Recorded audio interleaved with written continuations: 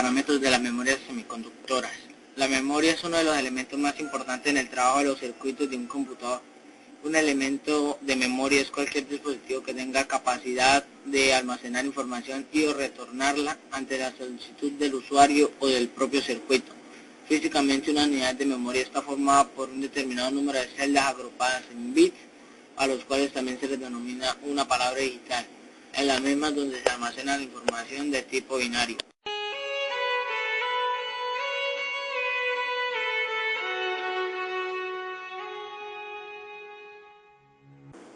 Entre los parámetros más importantes de una unidad de memoria tenemos la capacidad, es la cantidad de información que se puede almacenar en una memoria. Debemos recordar que la capacidad de almacenamiento se mide como nos muestra la siguiente imagen.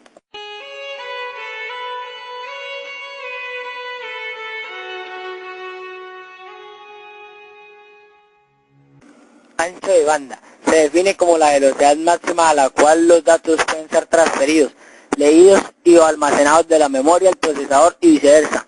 El ancho de banda de la memoria es generalmente expresado en unidades de bytes por segundo. Velocidad de reloj de entrada y salida. Corresponde a la frecuencia en hertz de la señal que controla la lectura y escritura de los datos de la unidad de memoria. Tiempo de escritura. Es el tiempo que transcurre entre el momento que se presenta la información al almacenar en la memoria y el momento en que la información queda realmente registrada.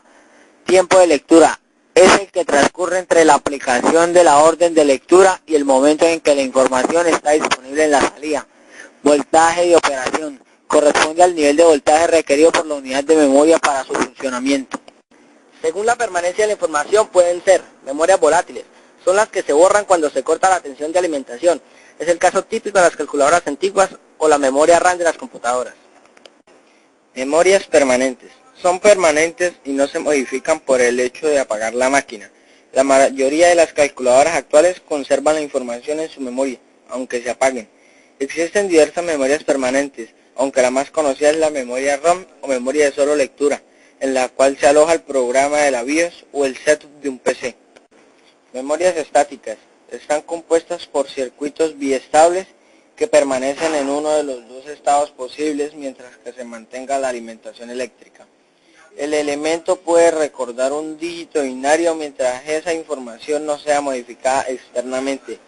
Este método tiene la desventaja de necesitar 6 transistores por cada uno de los bits almacenados.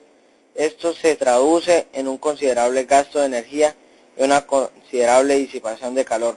Como ventaja, estas son más rápidas. Un ejemplo de este tipo de memoria es la llamada memoria caché. Memorias dinámicas. En ellas la información se almacena como carga eléctrica en un capacitor, que funciona como elemento básico de la celda. Debido al hecho en que el capacitor se descarga después de cierto tiempo, es necesario reactivar la carga del mismo. Esto se realiza mediante un proceso que se llama ciclo de refresco, que consiste en la reescritura de la información almacenada a intervalos regulares. En este tipo de memoria solo se disipa la potencia durante el tiempo de acceso para la lectura, escritura o refresco. Memorias bipolares. Están constituidas por transistores de tipo bipolar. La celda básica tiene un tamaño considerable debido a la gran cantidad de condensadores necesarios para constituir el circuito biestable. Esto conspira con la capacidad de almacenamiento con respecto al tamaño. La principal ventaja es la velocidad de acceso. En consecuencia, se puede usar para los cascos que requieren gran velocidad de operación y no mucha capacidad de almacenamiento. Memoria MOS. Se construyen en base a transistores de efecto de campo. MOS significa Metal Oxide Semiconductor y se refiere a la configuración interna del circuito integrado. Son las que utilizan para la fabricación de la memoria RAM en las PC.